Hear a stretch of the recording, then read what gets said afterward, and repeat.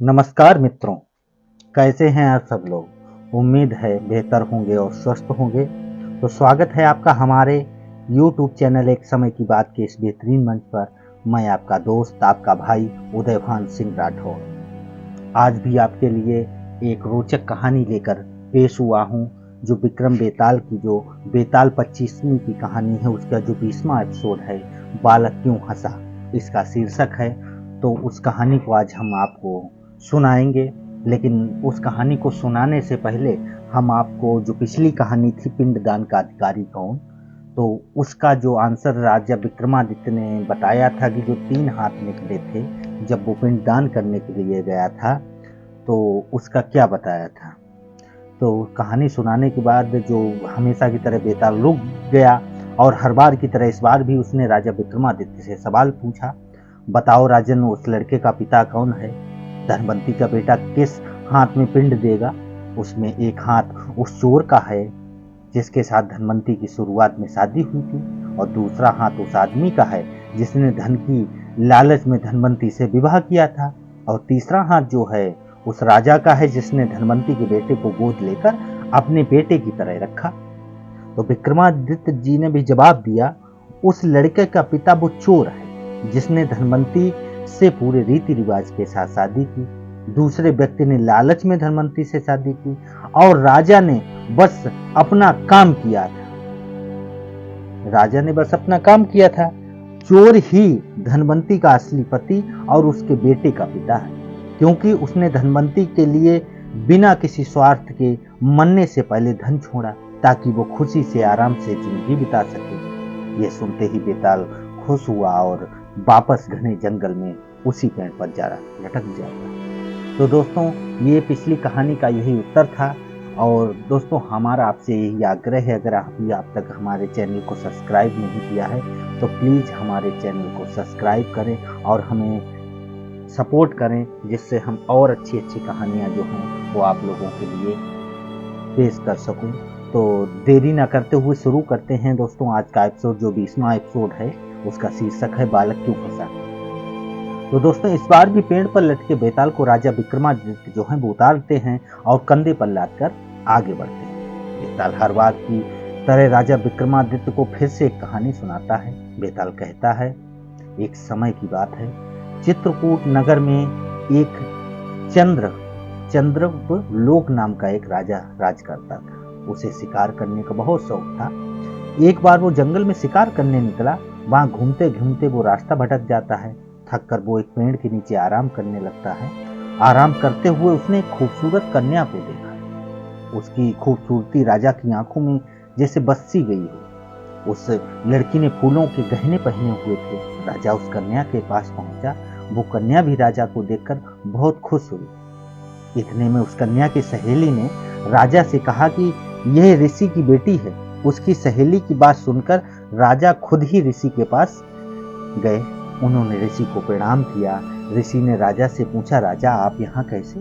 तो राजा ने कहा, मैं यहाँ शिकार खेलने आया था महाराज। राजा की बात सुन ऋषि ने कहा, बेटा तुम क्यों मासूम जीवों को मारकर पाप के भागी बन रहे हो? ऋषि की बात राजा पर बहुत असर हुआ। राजा ने कहा, मुझे आपकी बात समझ आ गई है, अब मैं कभी शिकार नहीं करूंगा। राजा की बात सुनकर ऋषि बहुत खुश हुए और बोले, राजा तुम्हें जो मांगना है मांगो। राजा ने ऋषि की बेटी के साथ अपनी शादी का प्रस्ताव रखा। ऋषि ने राजा की बात मान ली और बेटी की शादी राजा के साथ करवा देते हैं।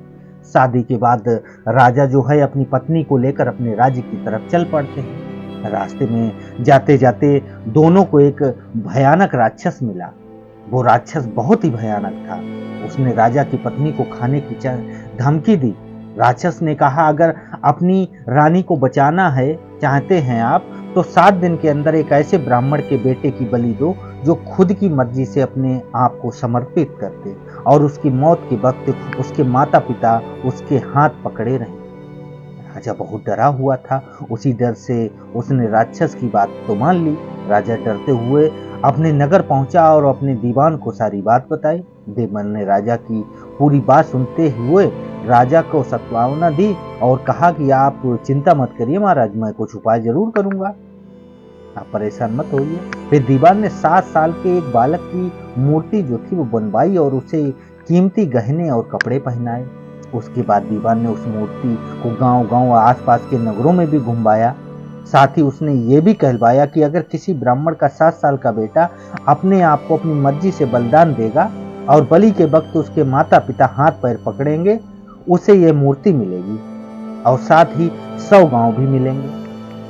ये खबर सुनकर एक ब्राह्मण का बेटा राजी हो जाता है। उसने अपने माता पिता से कहा, आपको बेटे कई मिल जाएंगे, मेरे बलिदान से राजा का भला हो जाएगा और आप लोगों की गरीबी भी खत्म हो जाएगी।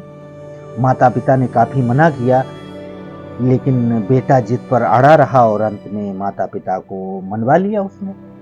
ब्राह्मण माता पिता अपने बेटे को लेकर राजा के पास पहुंचे जाते हैं। राजा सभी को लेकर राक्षस के पास गया। राक्षस के कहे अनुसार राजा तो था, बालक की बलि के लिए तैयार हुआ और बलि के वक्त बालक के माता पिता ने उसके हाथ पकड़े। राजा ने बालक को मारने के लिए जैसे ही तलवार उठाया, बालक जोर से हंस पड़ा। इतने में ही बेताल ने कहानी बीच में ही रोक दी और राजा विक्रमादित्य से हर बार की तरह सवाल पूछ बैठा कि बताओ विक्रमादित्य, ब्राह्मण का लड़का क्यों हंसा? तो दोस्तों, इस कहानी का जो आंसर है, हम चाहते हैं कि आप लोग कमेंट के माध्यम से हमें जरूर बताएं कि ब्राह्मण का लड़का जो था बलि के दौरान क्यों हंस पड़ा। जबकि तलवार निकाल ली थी उसे तो रोना चाहिए था, वो हंस रहा था, तो ऐसी क्या बात हुई जिससे वो हंसने लगा? तो दोस्तों, इस कहानी से यही सीख मिलती है हम लोगों को कि मुसीबत के समय चाहे जितने भी लोग आसपास रहें, लेकिन उसका सामना जो है वो अकेले ही करना पड़ता है। इसलिए अपने खुद को मजबूत करें और अपने आप को बनाएं, अपने ऊपर वर्क करें। किसी के कहने से या ना कहने से उससे कोई फर्क मत करे अपने जीवन पे। तो दोस्तों, इसी के साथ ही इस कहानी को विराम देना चाहूँगा और आपसे अनुरोध करूँगा कि आप हमारे चैनल को सब्सक्राइब करें, कमेंट करें और हमारा सपोर्ट करें, हमारा मनोबल बढ़ाएं, जिससे हम आपके सामने और बेहतरीन से बेहतरीन कहानी ला सकें। तो दोस्तों, इसी के साथ इस कहानी को विराम देते हैं। मिलते हैं नई कहानी, नए एपिसोड के साथ। जय भारत, जय हिंद।